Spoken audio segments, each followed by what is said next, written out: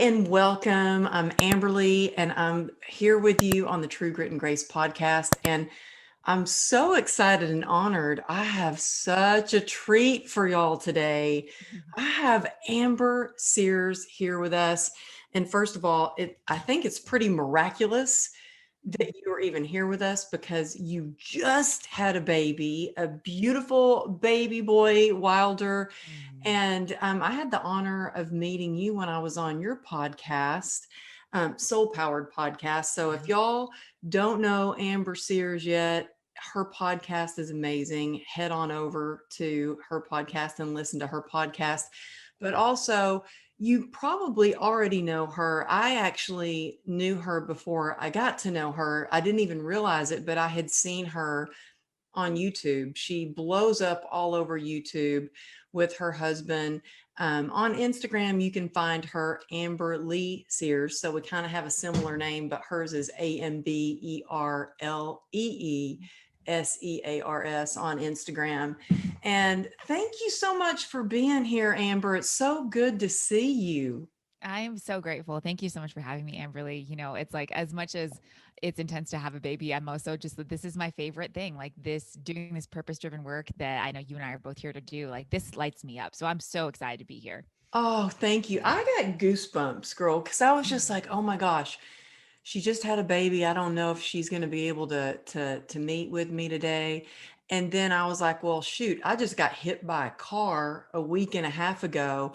And for us to show up when you just had a baby, I just got hit by a car with my daughter when I was riding my Oh little my razor gosh. in a crosswalk. And I was like, you know what? It just shows that we are both so passionate about Yeah. what we do. Yeah. And plus, I was just really excited about seeing you and getting, I have a lot of questions for you too, because you have this company. I mean, you're the CEO of Epic Self.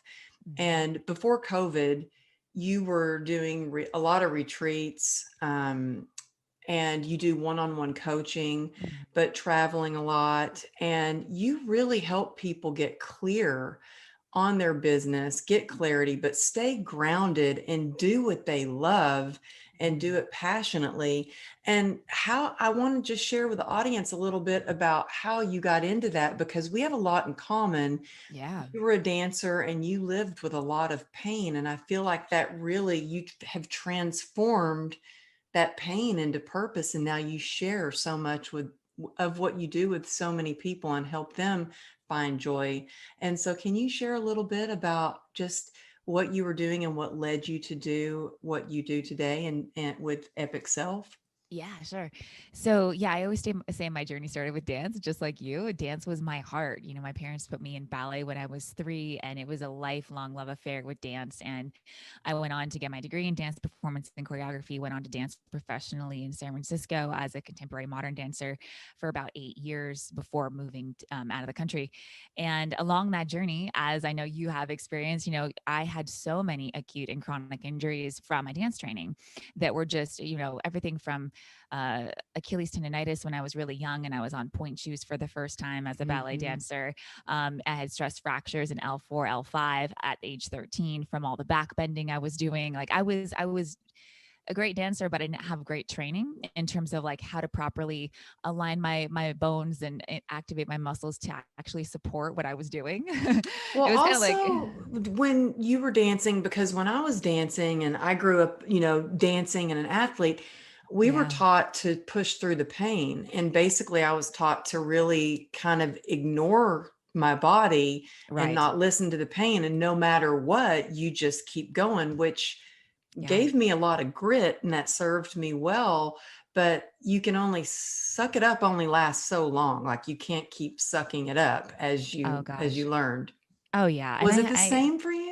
it was, I had physical therapists telling me when I was dealing with the point, Achilles tendonitis from trying to do point work at such a young age. They put me on point at like age 12, 13, which is not ideal for your development of your feet. But anyway, that's what they do in the ballet world. So I Mhm. was doing that, but I remember working with a physical therapist, and I could hardly walk at school. And he's Mhm. like, Amber, you won't be able to walk if you continue. And I was so obsessed with like, I have to be this ballerina. I have to do, and I want to be the best dancer. And so it was like, I was willing to do whatever it took. Yeah. If that meant I was hobbling around my school, barely walking, at least I could do point, and so Mhm. anyway, I had to let go of that dream a long time ago that I wasn't going to be doing point work as a ballet dancer. But so there was a lot of that along the journey where I had to really, my body forced me to stop and slow down, stop pushing so hard. And I feel like this is like the universal lesson that I keep learning in my life is like, stop pushing so hard because as, Me too. yeah, Girl, me too. And I'm like, did I get hit by a car again? right, Was right. the universe really trying to teach me? I really asked myself that question because this was the Yeah. third time I've been Wow. like knocked flat on my ass by a car. Like, Wow. Is this a lesson? Like I know that's the Yeah. lesson I've learned too, and that's one of the reasons I was so excited to have you on. So I'm like, girl, I need to hear it from you. I need to hear what you've learned too. Yeah, yeah. And so, so like at a young age, I was like, okay, well, my body, I need to figure out a way to be basically to have a better maintenance program. So if I am gonna do this level of dance training, and I want to dance at this level, I need to really take care of my body, prevent it like injury prevention wise. Mhm. So age 18, 19, I went to college in San Francisco at San Francisco State for their dance program, and I was introduced to Pilates. Now, Pilates mat was what we were initially doing and some foam roller work. And in 2 weeks, the back pain I had since I was 13 completely vanished. And I was like, what is this? Because I had been to chiropractors, physical therapists, like everybody that I knew was like, alternative, holistic, to help me with my injuries. And nothing got to the actual root of the problem, which was I Mhm. had major muscle imbalances and major bony alignment issues from all of my years of training improperly. Mhm. So sure enough, I get on the Pilates, mat for 2 weeks. My back pain vanishes. I feel so much better. And I'm like, what is this method? I'm so obsessed. I have to figure out basically how I need to learn this system of movement and technique so that I can use it in my own dance training, but also so I can teach it and give it back because I knew so many dancers who were so broken in so many ways. And I Yeah. also knew a lot of people in a lot of pain, Mhm. back pain, and so the more I learned about Pilates, learned about alignment and muscle, proper muscle balance and structure and stuff like that, and fascia. Once I started learning about all this, I was like, wow, everybody, a lot of people are in chronic pain. They don't even realize they're really carrying a lot of chronic pain, but most people are very aware, or they have like chronic injuries or acute injuries from training, some sort You of made me athletic or sit up taller just now. yeah, I'm like, okay, right? I gotta Okay, sit let me up check my taller. alignment. For sure, for sure. And so I became so hyper aware of my own body, just through that work. And I went on to study in the Ron Fletcher program of study, which is one of the most rigorous programs in the Pilates technique. And I did all the apparatus training, so reformer, Cadillac, all the cool stuff on the floor, and then also the mat work. So I went on to teach that, and so that's what I did outside of my professional dance world, because I wasn't making a lot of money doing that. Go Yeah. figure, unfortunately. And so I was making my money on the side teaching Pilates. And I was had a private client base in San Francisco. So I was teaching one-on-one private classes, like a personal trainer. And I was also doing group classes and workshops. And I knew that I What wanted year to, was this? What year was this? this was back in like 2007, 2008. So Oh, this was like the okay. tail end of college for me. I Okay. graduated in '07. So I got through my Pilates training and then was teaching around that time. But after that point, though, I was like really burned out. I'd been dancing many years. I wanted to dance in San Francisco, but I'd really hit my wall of overwork and wanted to travel. So I decided I Mhm. was going to go travel. I sold everything and I went to Australia on a one-way ticket. And I decided I was going to teach and dance my way around Australia. And this was like a Wow. solo backpacking trip, terrifying, but also the most exhilarating thing I've ever done. And I really just wanted to I wanted to take this work outside of San Francisco. And I'm like, I love Yeah. San Francisco. It's great. And I can always come back, but I want to teach this around the world. My dream is to have a location independent lifestyle where I can travel a lot. And so I was like, the only way I can really do that is if I try, and I might fail miserably. But at least I want to try and go out there and see if I can teach. So I ended up getting a teaching gig in Melbourne, Australia at a studio for a couple weeks. That turned into a couple months, and I ended up just traveling around Australia and teaching workshops and all this stuff. I didn't know that Australians were really eager for American trained Pilates instructors because we actually have Wow. more vigorous training than they do. So they really Wow. wanted to learn from us. So I was like, and I was young. I mean, I was 22, 23 and Wow. 24, just like traveling around. And I ended up going back to San Francisco after about a year, was really kind of ungrounded, decided to go back home and get back into teaching in San Francisco. So I did that for another several years and then decided to move to Costa Rica. Now, this is a massive shift in my business because I had this incredible client base I've been working with for years. I was teaching at UCSF. I was teaching back care classes to like the UCSF staff and students. And I was really excited about that work because I felt very purpose driven. I'm like, I'm helping people with the stuff I love. So I get to like do what I love. And I'm also really helping people. Mm-hmm. And that was really, I feel like everything we learn in our life is so we can give it back to someone else and we can Mm-hmm. give it forward. And so all the pain that I experienced as a dancer and all the pain that, experienced in my life, I was like, let's turn this knowledge into giving and helping other people with that. And so then I decided I was going to move to Costa Rica because I fell in love with the country. I was invited to teach at a festival. Everybody says that. I can't tell you how many friends that I have that are like, I went to Costa Rica and I end up, two guests that I've had on the show Yeah. actually live in Costa Rica because they went there for vacation and never, they're like, I'm moving here. I love it That's here. it. That's it. So I was invited to teach at this festival called Envision Festival, which is like a music, yoga, dance festival. It's great. It's right in the jungle on the beach. And it was really young at the time, only like 3 years old. And I got invited down there to teach for 2 weeks. And at that point, I was so over city living. I was really looking for an escape from San Francisco on a subconscious level. Even though I loved my work, it was like I was in this hustle and grind that was going nowhere. I was a rat in a wheel, just running and running and running with no real way out that I could see because I wanted to dance, and dance was in the city. It wasn't in like some small jungle town in Costa Rica. It was like, if I wanted to dance, I had to be in San Francisco. Mm-hmm. So I really had to give up that dream in order to move to Costa Rica. But my heart was like, Amber, you're missing nature. Like, you've been in the concrete jungle for 8 years. This is like, I went to Costa Rica and realized how much my body and my soul was missing nature. So I I'm decided right to, there with you now. Like yeah, I just got home from a trip and I've been packing stuff up and getting rid of stuff. I'm like, honey, we're moving. I know you're in Texas. And I'm like, yes. we're moving back to Texas. He's like, it's not that easy. I'm like, do you want me to get a plane ticket? I'll just buy one right now. It can't be that hard. I mean, come on.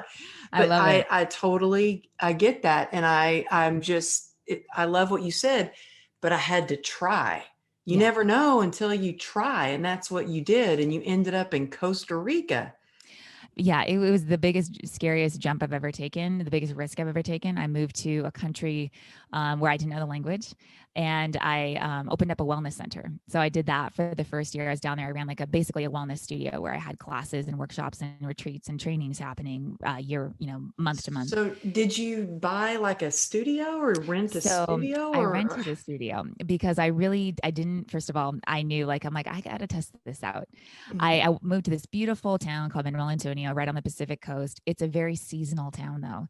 And this is what ultimately had me close the doors of the studio space, is that it's so seasonal that literally 90% of the business is closed during their low season, which is like the rainy season, because no tourists are there. Not even the locals stay there. So it's Oh, a wow. very, I didn't realize how severe the seasonality was. Like I was like, oh, like there'll be people there. Like, cause I'm coming from San Francisco where people are very disciplined and very dedicated to their Pilates and yoga practice. And they show up every day at 6 a.m. It's like totally different in Costa Rica. Completely. Everybody lives pura vida. Like nobody's like dedicated to their practice every day. Nobody's, just like a totally different culture. So Wow. anyway, I open up the doors, and I'm very naive going into this, but I also I needed to experience, I needed to learn this stuff. I wouldn't have figured it out had I not taken the big jump. But I moved down there. I basically wanted to rent because I knew buying would be a big investment. Didn't have the money for that also, but I also really just wanted to test out my idea. And I'm like, if I lose a lot of money doing that, okay, at least I lost it on something that really mattered to me that I could really learn from. And so Mhm. that first year, I realized how seasonal it was. And though I had great classes and I had retreats and I had teacher trainings and I had people from all over the world coming to these experiences, I during low season, like literally nobody came in for weeks at a time, and I'm For just sitting weeks at a there burning time? rent. So Oh yeah. Yeah, and my oh, overhead was wow. like 4K at the time. So I'm sitting there just burning money, sitting in the studio like nobody walking by, nobody coming in. So I decided, okay, this is stupid. Like I need to close the studio doors. And so what I decided to do was take all my retreats and trainings and just take them to retreat centers in the area, because there's tons of them, like thousands of retreat centers in Costa Rica. I was like, I'll produce them at these retreat centers. And then I don't need to manage the retreat center or the studio, which Yeah. frees me up from the responsibility and also from the tethering to the town, because that's what I was trying to escape in San Francisco. Is I felt very tethered there. Like I couldn't travel. I had my clients there and they Mhm. existed there and they didn't, so though I was trying to get people into the online space a little bit, this was like Skype was just a thing back when I Yeah. started doing this. So like I remember doing this, my first training session on Skype and being like, this is so cool. And I saw the potential of it, but nobody was really jumping on the bandwagon for like online fitness yet. It was like a brand new thing. And now And back so, then, was there social media like there is now? Because I mean, I remember when I first started my Instagram, it was basically to stalk my older daughter and see what she was up to. And I right. didn't even really get into social media until about 3 years ago, 3.5 years ago. Yeah. So So I was don't there know. social media when you like how were you getting the Yeah, word out for that was your it. retreats? Yeah, Facebook and Instagram were happening at that time. And I remember They I were. was on Okay. Facebook when it first came out, Twitter when it first came out, because my And what year actual was that? I don't even know what year that was. that's a really good question. I was trying to think, because I remember because I started Epic Self, the blog, which it started as a blog, health and wellness blog. And this was like, oh man, this was back in college. I was like 2006, 2007. This is Wow. when I So started you were blogging. already way ahead of Yeah. like, some Yeah. people like me, I didn't even own a computer until I decided to write my book. I wrote it I by love that. hand. And then, I mean, seriously, technology is really new for me because I lived on the Mm, dance floor and yeah. on the gym floor and I was with, one-on-one clients and ran a business that way. So I Right. didn't even own a computer. And I remember when I had my motorcycle accident 10 years ago, one of my clients was like, you should get on Facebook. That way you can Yes. just tell people what's going on with your recovery instead of having to make phone calls. And I'm like, nah, I don't want that. I don't know what Facebook is. I don't even want, no, that's not for me. I'm not into that. And now here I am like living on social media a lot of times. So that's why I'm Yeah. like, how long ago was Facebook? So, I mean, I'm Yeah. just amazed with you for people that are listening and they're like trying to figure out their way with what to do Yeah. with a business.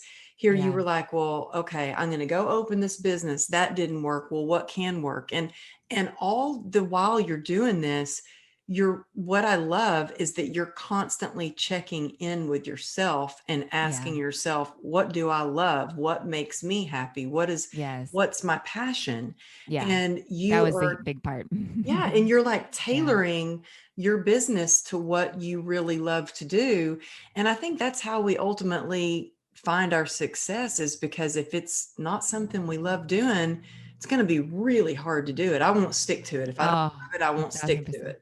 1,000%. And because like, you and I have such a backstory of like what we've been through to get to the place where we are when we're teaching other people these skills. Like for me, it means everything for me to be able to give back in this way because of the things I've been through and the things that I've learned along the path. So I was so passionate about, with Epic Self. I started that as a health and wellness blog just to share my like joy for raw foods and Ayurveda and, Pilates and yoga and the things I was learning about. Cause I was learning so much at this time and so excited about it. I just wanted to share it. And Mhm. my boyfriend at the time was like, you should start a blog, Amber, because you could probably make a little side money doing that through ads, and he had a pretty successful blog. So he showed me the ropes of like how to set that up. And then I just ran with it. And there wasn't a lot of health and wellness blogs online yet at that time. It was like a new world. The blogosphere was like a new Yeah. space. So I feel like I got in on good timing on that. But it was so interesting because I had such a unique lifestyle. Like I was dancing, but then I had this whole tech world I lived in, right? San Francisco's tech hub of the world. Like, Yeah. so interesting because they are so far ahead of the Yeah. rest of the country. So I was sitting there and I'm sitting next to these like, kids who just sold their app for $5 million at a coffee shop, right? And they're That's talking to me unbelievable. about their investors and this. I'm like, it's such a bizarre world, right? That I was Yeah. living in. So I got this blend of tech, and so interestingly enough, like that's what I do a lot of now is I help business owners or new or established business owners build out their online space, like their online world, their websites, their offers, their teacher trainings, like whatever it is that they can dream up, I'm doing that with them in the online space, because I learned so much tech from my own journey of like, how do I build a website? Okay, so I don't know code, no, nor do I want to know code to like code my website. So how do I figure this out? Right. So I had Yeah. to like, and because I never went to business school, and nor did I have interest in going to business school, I was Hmm. like, I'm just going to figure this out, and I'm going to stumble and fail my way through this a lot. And I failed a lot. And I didn't hire coaches until I was like 6, 7 years in to running my business. So I didn't have any mentors in that space. I was like, I'm just going to figure this out on my own, which is not necessarily what I'd recommend nowadays. Like, don't do that to yourself. I wasted a lot of time and money not hiring people, let me tell you, to help me. But anyway, to get back to like the story, after I decided to close the studio and run my retreats and trainings at different studios, that really, or different retreat centers, that really freed me up to actually start doing a lot more online work. So online health and wellness coaching alongside my retreats and trainings. But then, like, after that first year in Costa Rica, I started getting approached by other health and wellness entrepreneurs, other personal trainers, Pilates instructors. They're like, how did you build this business? I have to know how you did this. Like, what you got, you're in Costa Rica, you live this amazing lifestyle, you run retreats, which is what I want to do. How are you doing this? Teach me. And Hmm. I was like, huh, okay, universe, I never thought I would ever be a business coach. That was never my intention. My intention was to go help people transform, heal, and awaken with all of my other work, right? All the other things Yeah. I've taught.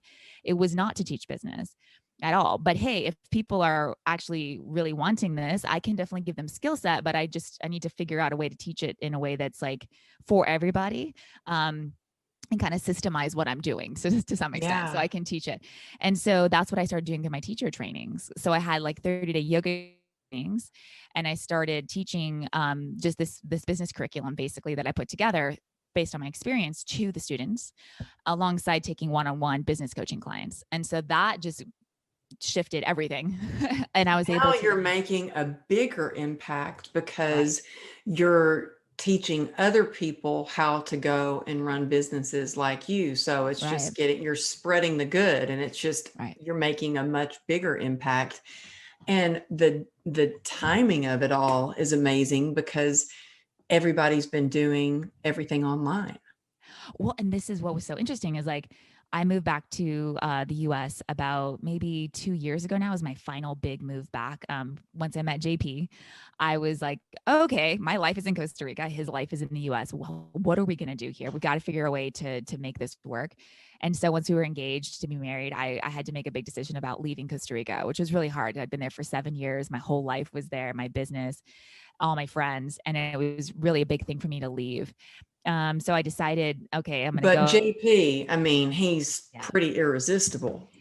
Well, and yeah, for me, like there was no question that he was the one for me, and I had to make it work. It was just so clear to me. And if that meant I sacrificed living in the jungle for a little bit until we can figure out a way to kind of do half and half, or have like a vacation home down there or whatever, like it was worth it to me to make that jump. And so, because I still was producing retreats in Costa Rica, so I could still go back down every couple months and run retreats, but I just wasn't living there anymore. And you know what? As soon as you get your retreats back up, I am Yeah. coming Ah, to your retreat. I am not kidding, because I've seen all that you do online. yeah. Like, I've seen your beautiful website, and I look at what you, and I'm like, I want to do that. I want to go down there. And so whenever you're going to do the next one, I'm like, I am, sign me up. I Oh, want so to be sweet. there. It sounds amazing. Yeah, I would love to have you. And the retreats are my heart. They're my favorite thing. I love business coaching is fulfilling. Don't get me wrong, because I love helping leaders help other people. Because again, like you said, the ripple effect is so much larger. And I think that's what I realized is like I could actually train teachers, and that Hmm. will make a much larger impact than just me teaching my students. Yeah. And so that became like my next level of purpose. But in that, my favorite thing in the world is being on retreat with people, taking them through the jungle on adventures, and like watching people transform over a 5, 7 day period, because there's so much you can actually witness and experience in that amount of time when you're Hmm. with this small, intimate group of people. You guys are all Yeah. training, you're eating well, you're going on adventures, you're doing, deep self love work and empowerment work. Like it's incredible to see what can happen. And I just got back from, I'm a part of a mastermind, and I love that Oh, you cool. shared earlier that you didn't have a coach right away and you wouldn't Yeah. really recommend that, I think it's really important to invest in yourself and get a coach and hire Yeah. some. Yes, you can do it on your own, but if you have a coach or somebody that can take you from point A to point B faster, why wouldn't you do that? And then I Yeah. invested in being a part of a mastermind because I wanted to be with other entrepreneurs and get advice and have that support and Oh have some yeah. coaching through it. And we actually, that's why I was in Vegas for a couple of days. And just you saying, seeing the transformation of that intimate group, Yeah. I thought I was going to Vegas to, learn more business skills. And I had to do, we were doing a presentation in front of the group. And I'm like, oh Oh my wow. gosh, what am I going to teach all these they were like billionaire entrepreneurs and then me. Wow. And I'm Wow. like, I'm going to teach these successful entrepreneurs something. I'm like, okay, let me see. Well, it was unbelievable. Just when you said transformation in that small group, we need that connection and that Do. support and that love. It was more than just a time to learn about business. It was like mind, body, spirit. I didn't know my body needed to be with, because it's the first time I've been around. There's a group of 8 of us. It's the first time I've been around anyone since COVID besides my husband and my Wow. daughter. Oh And yeah. it was like, so I can imagine a retreat like you hold where you're doing real transformational work. You would have to like leave there feeling like $1,000,000. And that's why I'm like, sign me up. I want to Yeah. do that. Yeah. Yeah, and I think, more than ever now with COVID and everything, we need human connection. Uh-huh. It's a human need for sure, Mm-hmm. without a doubt. And I think this has actually proven it this year. It's proven how what happens when people don't have human connection, depression, anxiety, suicide rates, everything just goes way Yeah. up. Health Yeah. issues. Because we need humans in our lives. And I think in general, these retreats offer a really unbelievable opportunity to be with like-minded, like-hearted people from all around the world, different cultures, different races, and you learn so much through each other's reflections. You learn so Mm-hmm. much about, and you open your mind to new things. And it's just, yeah. So for me, that's my heart. And it was like so heartbreaking to not be able to run retreats this year with COVID and everything. And I look forward to getting back to it, but it's also kind of like, well, who knows when things will be ever normal again in the way of travel and borders and policies and stuff. So I'm just being patient, even though it's hard. So yeah, that's my deepest passion and purpose is very much helping people nowadays take all that like holistic health work that I've done for the last decade and really integrate that into business coaching too, so that people are learning business skills and techniques, but they're also learning how to do this with grace, without burnout, without overwhelm, and without running themselves into the ground health wise. Because how many entrepreneurs do you and I know? Myself, I was one of them for many years. Oh, I've been right there with you. Yeah, Yeah. right. Whereas like it's just so easy to overwork and run yourself into the ground and hit burnout so much. Mm-hmm. And even if you're really purpose driven, I think it's actually harder when you are purpose driven because and you're heart centered because you're so passionate about what you're doing. It's hard to stop. If it for sure, that is me all the Yes. way. Like if Yes. I didn't have a family, if I didn't have husband and a kid that's constantly knocking on my office door like, mom, mom, mom, I need a snack, mom, then Yeah. I would probably work 24/7 because I am so passionate about it. Totally.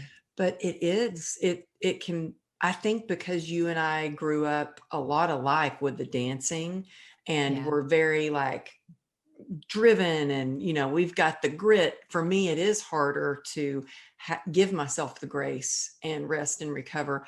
What do you do to prevent burnout, or what are Yeah. some of the things that you tell your clients to do to prevent burnout? Yeah. Great question, and this is something I've had to experiment with it with myself because I know myself so well. I think this is the beauty of the entrepreneur journey though too, is like you learn so much about your internal and external patterns, and you really realize, wow, okay, I'm really just doing this to myself. I'm causing so much suffering in Yeah. my life. So what I had to do, because luckily I am really disciplined, so if I give myself a structure, I can really hold to it. So that's one thing I definitely am appreciative about my background. It helped me be very disciplined. But so what I had to do was, because I was like you, I could work work 15, 18, 20-hour days, no problem, and get up and do it all over again. Uh-huh. And yeah, I'd hit burnout, but I would just consistently do this. So what I decided to do was reduce down the days I was working and to really structure my day out in blocks. So I'd seen this one amazing woman speak at a conference that really hit me. And she was talking about this like vacation. What happens when you're in vacation mode right before you go on vacation? You're somehow able to do like twice as much work in 2 days to prepare for your vacation so you can have a whole week off. Right. And she Mm-hmm. realized this with herself. And she was working 100-hour weeks at the time as an entrepreneur. And so she decided, I'm going to play this experiment and I'm going to force myself to only work 4 days a week. So take 3 days off fully and only work 6-hour days with of those four. Like the 4 days would only be 6-hour days. And she did this experiment. And the beautiful thing, and I actually did this Wow. too, is what happens when you do that is you force yourself to be extremely efficient with the time you have. If you only have 6 hours, 4 days a week to get your work done, you're going to figure out really quick what moves the needle forward and what's most efficient use of your Mhm. time, right? You're going to start to delegate other things, the things that you shouldn't be wasting your time on. You're going to start delegating that. You're going to start hiring on team members to take those things off. So I decided that I was going to, and at the time I already had a VA, so that was great, but I decided to bring on more team members to delegate more tasks to. Because at the time I was doing I was doing all my social media, like all DMing and comment. I was just doing all my social media engagement plus And all the that content takes creation. hours. That takes Yeah. hours and hours and hours. And Yeah. that can sometimes you're going, okay, I've just spent 2 hours on social media, but did that move the needle? Right. Right. And it's really like a long term, relationship that you're building with your community. So it takes a lot of time every day to build that rapport. And then ultimately that may lead to someone wanting to come on a retreat 6 months from now, but like, you don't know. So you're building rapport through your content creation. It's like, there's so much. So I decided to bring on more team members. I decided to cut my hours back because at the time I was working 7 days a week. Hmm. So I was like, okay, weekends off. First thing. Now that was so hard for me because of course I really passionate about what I do. So like, well, what do I do with my time off now? Like it was very weird. I have to sit in these weird emotions of like what comes up when I don't have anything to do because I also equated a lot of my value to how much I got done.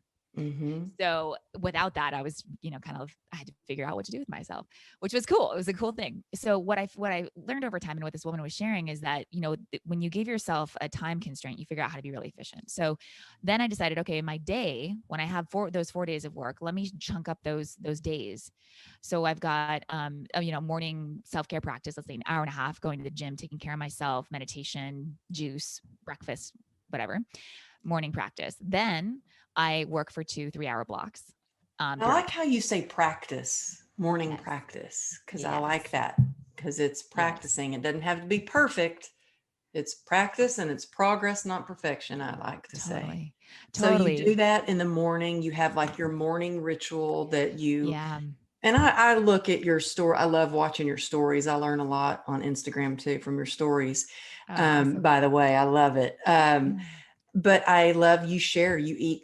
I love that you actually, I was eating dinner last night and I'm like, oh, this isn't very healthy, but I just got home and I was like, oh, Amber would not eat this. Like I thought to It's so myself, I funny. swear, I was like, It's so funny. Amber wouldn't eat this. I need to eat more like what Amber would eat. Because I see some of the food you share that you eat and stuff like that. Sure. Yeah. Yeah. Yeah. So, yeah. So you have that practice in the morning and then you Yeah. have time blocks of what do you do next? Yeah. So I have, a 2 or 3 hour block. I love to create content in the morning when my Hmm. mind's really fresh and after I've been working out in my body, because I always feel so much more intuitively tapped into my creative self when I've been in my body. Just hands down, I feel more grounded, centered, aligned after I've moved. So I do that movement first, then I'll get creative. So all my creative content that has to get done for the day, whether that's emails, that's podcast recordings, that's writing for Instagram and Facebook, because I write all my own content and that's a huge passion of mine. Ever since I was a blogger, way back in the day, I love writing and I loved Instagram initially because I'm like, oh, this is like Insta blogging. It's way shorter. I only have this much space to Hmm. fill out. But yeah, I love writing. And I had no idea that so much of my work would be writing. I think back to when I was like, oh, I want to start a business. I write every single day. I had no idea it would include so much writing, but I love it. There's a lot of writing, and I Yes. think it is important that you do have to block out time for that. For me, Yes. I usually do that first thing in the morning because it's the Yeah. only time of day that I'm not interrupted by, Yeah. husband, kids, phone, nothing, And so, I mean, except for when I'm recording and I'm like yelling down the hall, hey, I'm recording. Don't come in. Try to Yeah. keep it down. So I try to do that. Do you think that your time blocks are going to change a little bit now that you have Wilder? Yeah, big time. And this is again, I'm in such a weird gray zone right now where I'm like, how is my business going to look on the other side of this? Because I would typically, like I said, work 6-hour days. So I do like 2 or 3 hour time block in the morning, and then I'd have a lunch break for an hour and a half or so, and then I go back to work coaching my clients in the afternoon for a couple hours. Then I close my computer by 6. That was another thing. It was like close the computer, don't touch anything related to your inbox after 6 p.m. Like that was like a That's hard no. really good. Yeah, I think that's really smart. You said it's a hard no. Like you set it's a up boundary. Yeah, those boundaries, and that's what I'm learning. And I was like, okay, sometimes I would be, emailing at 10 o'clock at night or on a right, Sunday or right. whatever. And I'm like, that's really good. Yeah. Close the computer by 6, done. That's it. Yeah. And also, I have to have really strong boundaries with social media because social media can be, as you can just get sucked in for hours. Oh my gosh. Yeah. And it's so easy to consume a lot of content. And especially when you're a content creator, you have to be, I think, very boundaried with what you're doing online because 1 hour could turn into 5 hours very quickly. Yeah. If you check your phone, you see like how much time you're racking up on these apps. It's terrifying because it's a lot. Oh my And gosh, it so, is terrifying. And yeah. so what do you do? Because one thing I noticed is you're very engaged on Mhm. Instagram. You do really well at getting back to people and Yeah. responding to people. How many hours a day do you spend on social media? And that Mhm. including like the time that it takes to write the caption, Yeah. would you So say on average? And do you post every day? I used to post every day. I've definitely cut back simply because life has taken over with Yeah. I this year was so busy with business coaching clients. I had 13 clients at a time. It was a lot to manage. So I would be when it's really busy like that, where I'm really busy with clients, I'm maybe posting 3-4 times a week. But my standard is my ideal is once a day. I love once a day. But I Yeah, but also I used to do that when I first started Instagram, but now yeah. it's like, no, like 3 Yeah. times a week, 4 times a week. Yeah. Yeah, and I honestly feel the most intimacy with my audience through the Instagram stories Mhm. because that's where I get to chat with them face to face, and we do little polls and I ask them questions, and like that's where I really engage much more so than on my actual posts. But yeah, I just feel like there's a much more intimate connection through the DMs. I get tons of DMs a day, and so it's like that conversation to me feels so much more real than just like leaving a comment on someone's post, right? So Yeah. it's like that's really fun for me. So the days I don't post on my actual main feed, I'll do a lot of stories. So I typically do 10 stories a day or so. Like that's not like a hard set number. It's just kind of what it turns out to be. But I'm sharing my life. I'm sharing like business tips. I'm sharing, my food. I'm sharing my baby. Like just I'm sharing life because I also think it's really important that we embody what we preach. And if we are going to help other people in this way, we need to also showcase like, hey, we actually do live this lifestyle too. you know, I think um, that's important. I think it's yeah, important to show up authentically like that. And I've had yeah, my husband say, like, there was one time I had put in my story that I was recording the podcast because they were, like it was like the gardeners were here and it was really loud. And so I was in my closet recording and you could see the coats in the background and the shelves. And I was like, yeah, I just finished recording this podcast. I'm in my closet. And my husband was like, why are you sharing that? That does not look yeah. professional. And I was like, but it's me. Like It's real. that's real life. And Yeah, if maybe other people see this, they'll know that, hey, if she's recording in her podcast, I could do that too. I could start my own podcast. And that's totally. what I'm here to do is just show people that they can do whatever their heart's desire, heart desires that they can do. And so I love that you do, show up. And you know what, y'all, you have to go check out her dancing Mm. 9 months pregnant. That video went viral. That one went It was fun. freaking viral. And Yeah, I think my favorite YouTube video, I'm not like a big YouTuber at all, but I know yeah. you and JP really are. And I mean, I don't know, is he like the biggest YouTuber out there?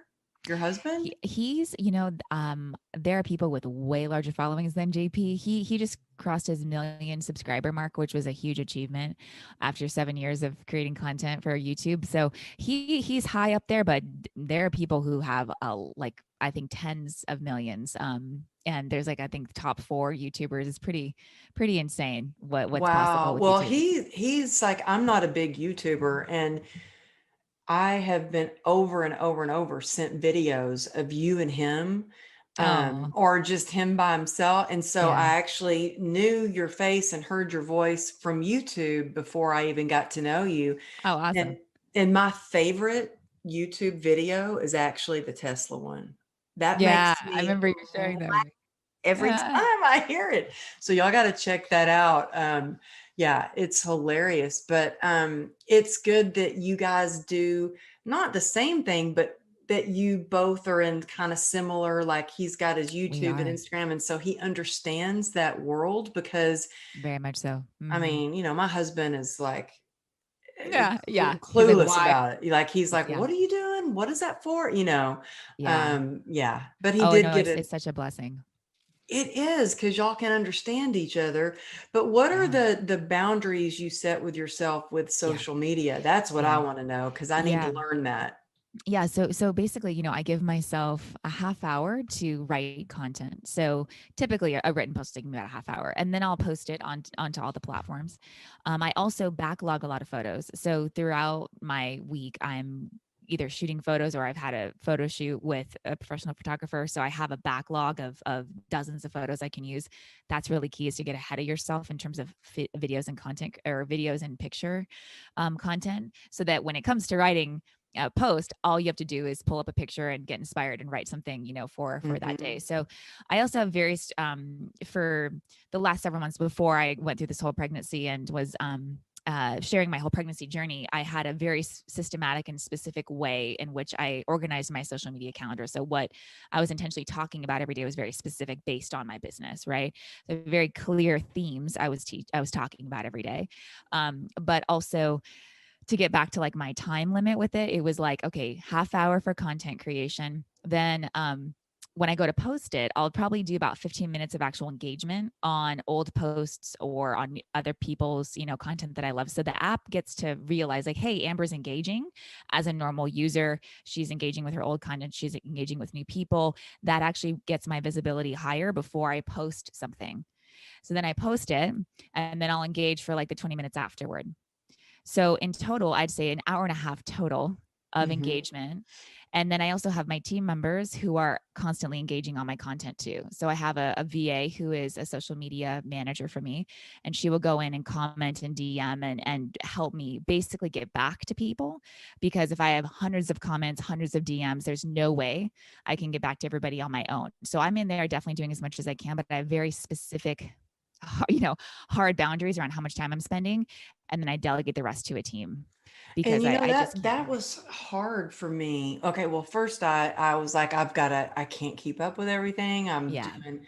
I was traveling all over the place at conferences where I would basically be on this stage from another stage to another stage, and then the book signing and stuff. And I wouldn't even have a chance to look at my phone, much less Yes. post and comment and do all that. And I remember hiring someone to help me. Yes. And I started having people say, that doesn't sound like a comment that you would say. And I was like, okay, that's not, I can't do that. So I had somebody for like Yeah. one Oh, day, wow. Just one day. one Oh, day. And I was like getting people commenting saying, that doesn't sound like the comment that Amberly would usually say. Like they yeah. knew it wasn't me. And I was like, I can't do that. So Yeah. now I'm just like, I have help Yes.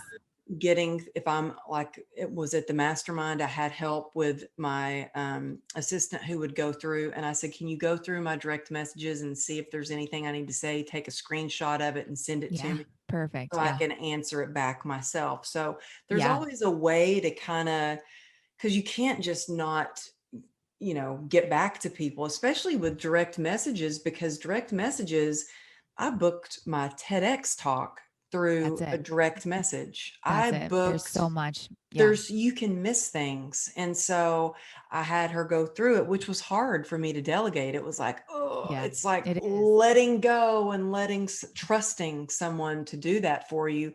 But you can't grow unless you delegate things out, or you will get burnt out.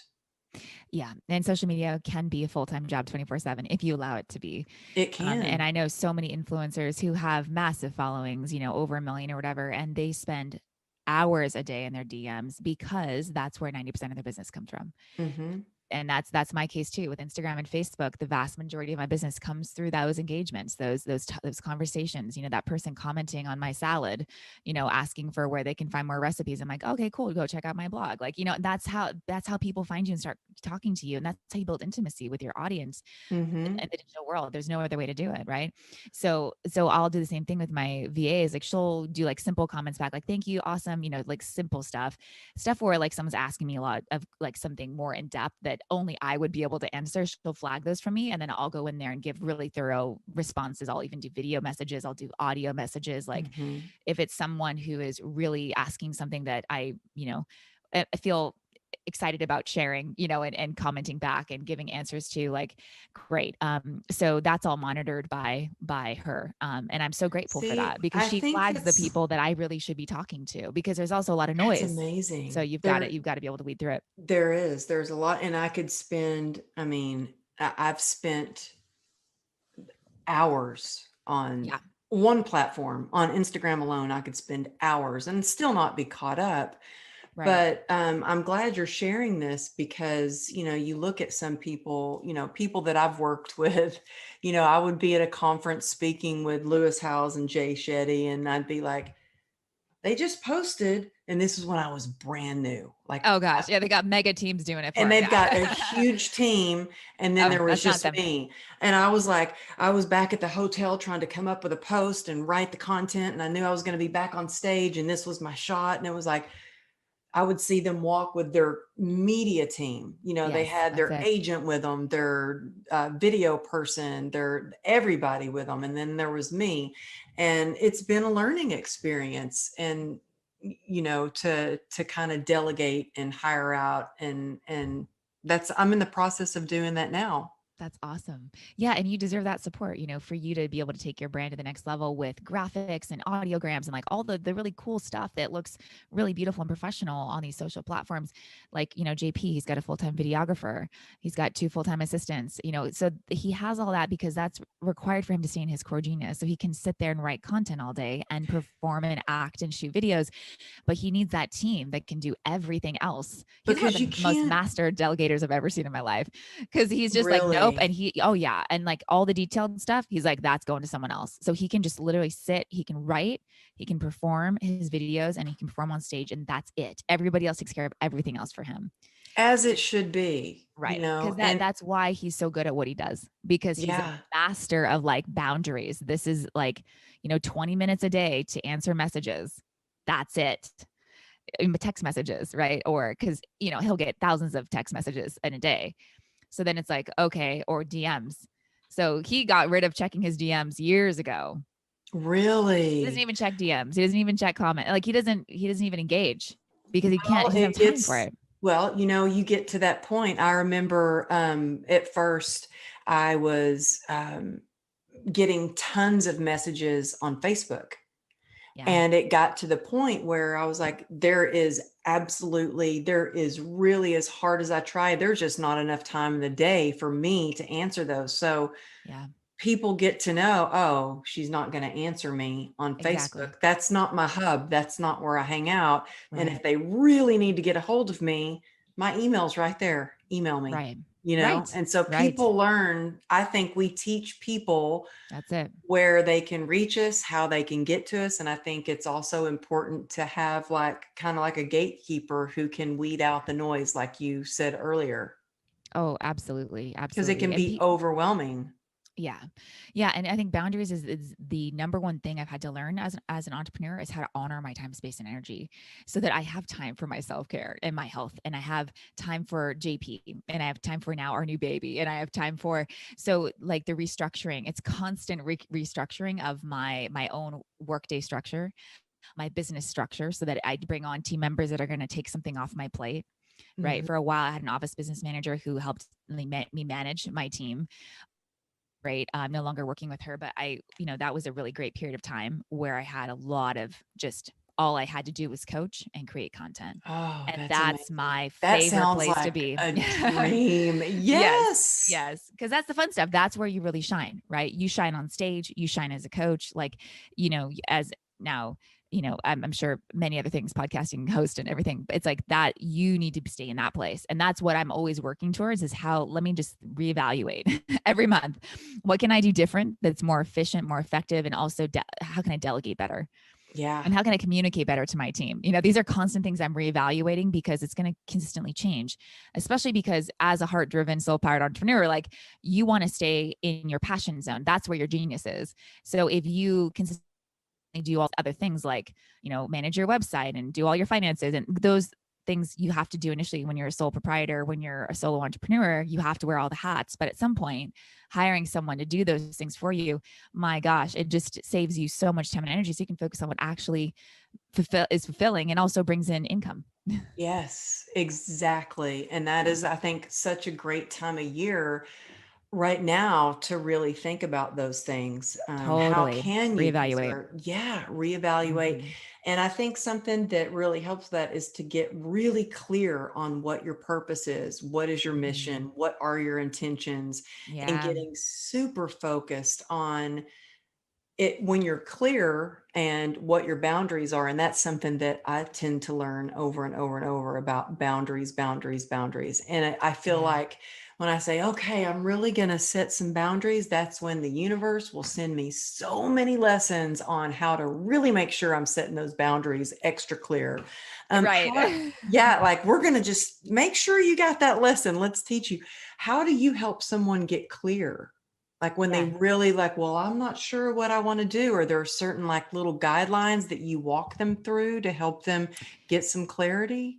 Yeah, for me, it's a lot of first of all, identifying what excites you most, what's most fulfilling, what's most rewarding to you out of the work that you've been doing, right? So I work Mhm. with people who are 10 years deep in teaching yoga and running retreats, and then people who are brand new who are like, I think I want to be a health coach, but I have not done it yet, and I'm passionate about health and wellness, but I don't know if this is really if I really want to do coaching, and so for people who are brand new, I think you've got to try a couple paths like within the same sphere, right? So if you're a health coach, for example, or you want to do health coaching, you want to do something related to health, and you're thinking, I think I want to do coaching, cool. Let's walk that path for a little bit and then decide if this resonates or not. I Mhm. think we learn through action. And I think sitting back and being like, let me just meditate on it for like 3 years and then figure out like that does not work, in my That opinion. does not work ever, you ever. have to you have to learn by getting your feet wet and jumping in and just seeing like, Mhm. wow, because I didn't know, for me and my journey, I jumped into teaching Pilates and I knew I was going to be passionate about it, but I didn't know how I was going to teach it in a way that really worked for my lifestyle ideals, Mhm. right? So I saw what was happening in San Francisco with my other colleagues. They were working 8-hour days, 8 clients a day, 7 days a week, barely making their rent. And I'm like, Mhm. this lifestyle is not sustainable. There's no way I'm going to run like a rat in a wheel doing this for the rest of my life. I I was the didn't want that same. life. I had the same thing, and Yeah. I thought the same thing. Well, it was the same thing with dance though too. For me, I was like, Yes. I want to retire from dancing, being a professional dancer by 25, because I saw the dancers that were like Yes. 30 and they Yes. were bitter and they were in pain and they were struggling because they weren't getting the jobs that the 18-year-olds were getting. And I was like, that's not going to be sustainable. I want to No. finish strong. And it was the same way for training too. I was like, I know that once I get older, it's sustainable in my 20s, 30s to like get through doing 12, sometimes 14 clients in one day, one-on-one Yeah. training. But that's not, I don't want to do that. So I was already like, I'm always thinking, what can I do, you know, ahead Yeah. of time? What can I plan? Because I was the same way. Like, no, that's not sustainable. Right. It's like so how can I bridge? How can I marry my passions and the things that I feel really rewarded doing, fulfilling and rewarding? So you have to identify what those things are first and foremost. You have to know what those things are. So that might take experimenting with a couple different things. Like at first I thought it was Pilates. Maybe it was, then I found yoga and I was like, ooh, yoga's really cool. How can I weave yoga into my Pilates practice with my Pilates clients? Then I found holistic plant-based nutrition. Ooh, love this too. How can I weave this into health coaching? How can I do all of these things in a retreat in Costa Yeah. Rica? Right. So it was like, as I picked up tools, I was like, oh, these are all really cool, but how do I make them work in a business? So it's like, so I'm first identifying the things I'm really passionate about, the things that have changed my life forever, and the things that I want to give back to other people, right? Because that feels fulfilling and rewarding to me to be Mm-hmm. able to give back and help people, serve people. Ultimately, that's my highest calling, is to serve people with my knowledge, whatever that is. And so then I'm like, okay, how can I then create a business where it's the best of all worlds? I get to help people. I get to do what I love, and I get to have the lifestyle that I want and make Mm-hmm. the income that I want. How do I make all that happen? That was like my big question. And so when I'm working Yeah. with people, it's helping them identify what lights your heart up more than anything in the world. Because to be an entrepreneur, you have to love what you do. You can chase money, but it's going to be very empty at the end of that road. Very, very empty, because your heart's not in it. And it's going to be really hard because every day you'll wake up and be like, why am I doing this besides just making a paycheck? Yeah. Your heart has to be in it for you to last. I strongly believe. So with that being said, it has to be fulfilling. It has to be rewarding. So what is that thing? And then once you identify that, how does that meet the needs of the market? Where do people need Mm-hmm. you? For me, it was people were in back pain. People had major injuries and stuff that I could help them with, right? With Yeah. with my Pilates technique specifically, I said, well, I see how I can help people with this. Cool. So let me build a business that helps people with this passion. Mm-hmm. So it's where those two come together that you've really found your happy place. Mm-hmm. And so, but a lot, then I still had to figure out, well, if I teach this, cool, I like teaching this, but I don't like the model the business model I have, which was working 8-hour days, you know, 7 days a week and making very little money as a Mm-hmm. one-on-one trainer. So then it became, how do I do this on a grander level with retreats, teacher training programs, online programs? How do I scale this? Because this is currently not scalable at all. There's only so many hours in the day, and there's only so much money I can charge per hour for my skill set. So I was really tapped or capped, let's say, at that current income level. So anyway, that's kind of my approach when it comes to helping people get clear. And then it's just, the fun part is getting creative about what are those things you want to create. A lot of people want to create retreats, online programs. They want that location independent lifestyle. If you want that, you want an online business, that means don't waste your time doing anything else. So if someone's like, oh, I'm a yoga teacher and I really want to travel the world and teach, but I'm teaching at 5 studios in Chicago right now, and I have all this private client base in Chicago, and I'm like, we're going to need to start transitioning you into the online world. And you're going to Mm-hmm. have to be okay with letting go of these in-person classes and these in-person, these people that live here, because ultimately your dream is something different. Mm-hmm. So you got to be able to let go of that too. And a lot of people don't want to let go of that security. So, Yeah, it is there's a a, lot about letting go. I yeah, mean, look, I've been certified through NSCA for training.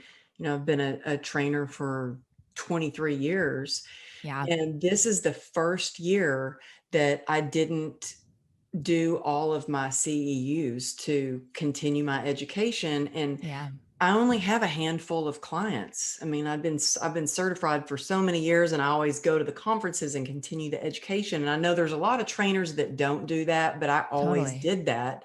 That's And this is the awesome. first year that I'm like, I really don't have time to do that. That's not really what I'm doing anymore. But to let that certification go has been Yeah, like, oh my gosh, that's hard to let go, but you got to let it go for that's not what I really do anymore. But I will say that when COVID, I still see people. I train out of a physical therapy facility, and I would still see people one on one, just people that I've had for 20 something years that I love. They're like family, and I still train them. And awesome. the first week COVID hit, I immediately shifted to Zoom. I was like, Yes, okay, awesome, you want to awesome. keep this up? We'll figure it out. We'll just do it on Zoom. I won't get to see you in person, but we'll do it on Zoom. Incredible. So I'm always about like, okay, didn't work this way. Let's see how we can make it work and see. And it doesn't work for some people, you have to Yeah. figure things out. But yeah, it's constantly changing. And I think that's part of being, you help a lot of people to be more clear, more Mm. resilient, and really Yeah. believe in themselves more. And I think part of being resilient is being able to be flexible and Oh, allow yeah. yourself to be creative in all that you do. Yeah, I think the ability to adapt and persevere and flow and trust, right? So there's so many little pieces in there, but trust is huge, right? Trusting yourself and trusting the universe, trusting the greater planet play is that whatever is meant to happen is going to be in your best interest, right? Or if you believe that wholeheartedly and you believe that you're everything's figure outable and you're able to overcome and figure out, the opportunities in any challenging situation like with COVID, my gosh, like this year was the most profitable year for my business and for JP's business in the last decade.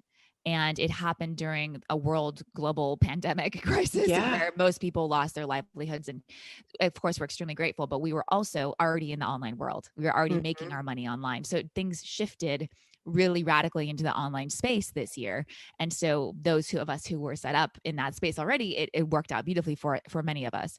Others, of course, I know it's been extremely challenging. And my heart goes out to all business owners who are massively struggling right now because it's a Yeah. horrible, horrible scenario for many business owners. But that's why I'm so passionate about helping people actually transition online because I it's I so am needed. Yes, Yeah. I am too. I remember right when COVID hit, I had a friend that was like, well, no, I don't really. I said, you need to get a website up and sell your stuff online. And she Yeah. says, well, we don't really do that. And I said, well, you need to do it. So we Yeah. might wait it out. And I said, why are you waiting? You need to do something now. You're so And smart. she's Yeah. got a small boutique that has been able to stay open because she went online and started selling stuff online, started Right. doing, I was like, you need to do lives on Facebook and auction stuff, like, whatever I you can love it. do Yes. just to stay open. Yeah. Another friend of mine who's a colleague who's a trainer, she goes, oh, I'm just going to wait until the gym opens back up. And I said, Yes. why are you not seeing your clients on Zoom? Right. You need to be doing things online, like right Yes. now, Right. don't wait.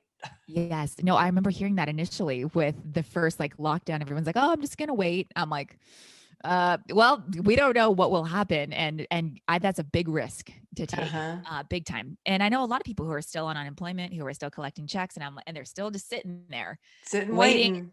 waiting for the moment that their business can open up again or they can have their job back again. And I'm just like, we've been in this 9 months now.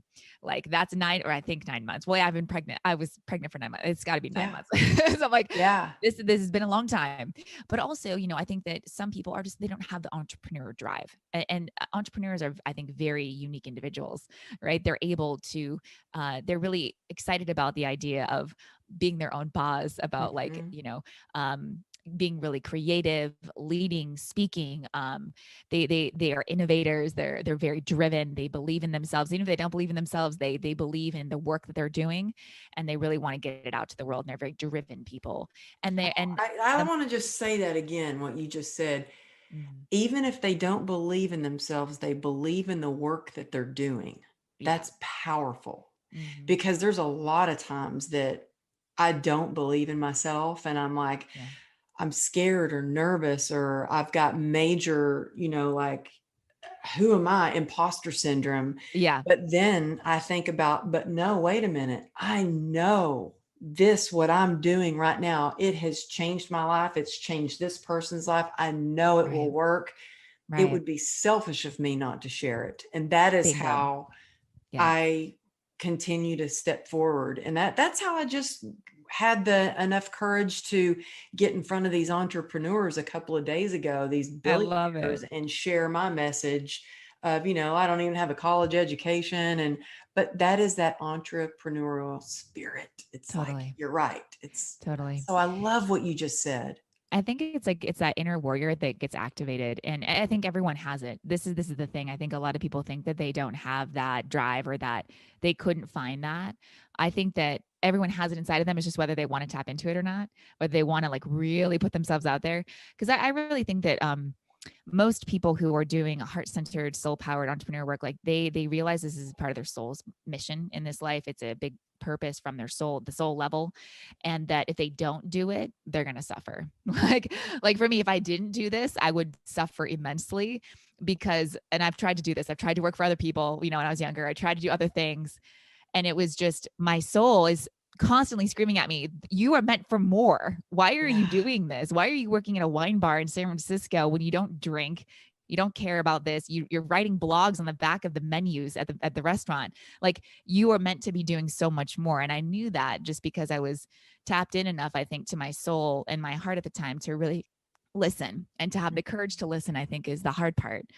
The courage to take action on what you know to be true. And I'm sure there's a lot of people listening right now who are like, oh man, I have this a dream or this vision for this thing I want to do, but I just, they keep holding themselves back. XYZ reasons, like, oh, the safety and security of this job, the paycheck, it's like all these things. But I guess my main point in this, and my main message to you all listening, is like, if you dare to follow your heart, you can't lose. You can't lose, but you will always be fulfilled. You will always be rewarded. You will always be passionate about life. And I think it's a damn shame to waste life on things that we're not passionate and super fulfilled by, and, just settling for something because it feels safe, Mhm. instead of really risking, and taking a chance on your heart, on your potential, and doing the thing that you're so excited about, doing the thing that you love, the thing that's fulfilling. So I love to ignite that spark in people. If they think that they're not an entrepreneur, they think that they couldn't follow their dreams in whatever capacity that looks like. Some people will never be entrepreneurs. That's cool. They have other dreams. Great. Follow those dreams. Follow that heart, wherever that is, wherever the heart is taking you. But in general, I think the heart's the key. Oh, I do too. And I Yeah. really think that, when you follow your heart and you're passionate about something and you do have that warrior spirit and you want to be of service, I think Yeah. that things start to really fall into place. I mean, you work hard, but the Yeah. right people come along. I Yeah. just had somebody, one of my friends who is amazing. She's actually the first guest on this podcast, Dr. Erin, Oh, and cool. she reached out and she's like, how do you keep meeting these incredible people? And I'm like, I don't know. Our paths cross and I get Yeah. to meet these incredible people, but I think that kind of happens. I had somebody share, my friend Shannon just shared, Gus drives my bus, and Gus stands for God, universe, and spirit. Oh, And I love so it. let Gus drive the bus. And I was like, I think that, yeah, when you're tapped into yourself and you let Gus drive the bus, that the right people come along. I couldn't agree And more. Yeah. and I'm so grateful that you came along. When we start talking, I feel like I could talk to you all day, and I had all these other questions too that I was going to ask you. Sure. But I know you've got a brand new baby, and I just feel so grateful that you took Oh, the time to talk with us and share all that you do, especially around your boundaries and your work ethics and how to get clarity. That means so much. yeah, of Um, course. I mean, you guys go check her out and listen to her podcast and tell us where. I mean, it'll be in the show notes if you're listening to this and you're out for a jog or whatever you're doing, and it'll be in the show notes. All her social media handles, her website will be in the show notes. And away, I know you're not doing retreats now, but I am signing up for your retreat because I Oh, am definitely going to meet you in person. I feel like we've known each other forever, but we've never actually met in person. But yes. where's the best place for people to find you?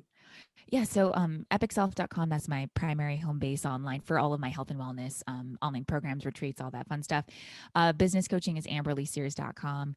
And then Epic Self, or excuse me, on Instagram, my handle is Amberly Sears, and also on Facebook it's Amberly Sears. So you guys can find me there. And I'm most engaged with my community through my DMs on Instagram. So if you guys want to have a full on conversation with me, that's the go to place for that sort of thing. Email, I don't really pay attention to. So the DMs are where my conversations are. Okay, Yeah. awesome. And if you're listening to this, screenshot your favorite part and put it in your social media and tag me, Amberly Lago Motivation. and Amberly Sears and let us know that you heard it, or send her a DM and tell her you heard this episode and what your favorite part of the show was. And again, you can find those handles for her Instagram and shoot her over a DM in the show notes. And thank you so much for being on the show You're and so sharing welcome. your wisdom. And y'all got to check out JP too. He I'll cracks make you me laugh. up. Yeah. Yes. But thank you for being here. And Thank you so much. hopefully I'll be living over in Texas with you soon. Yeah, just let me know when you're cruising over. We can definitely Okay. hang out. Thanks so much for Sounds having me. good. Thank you.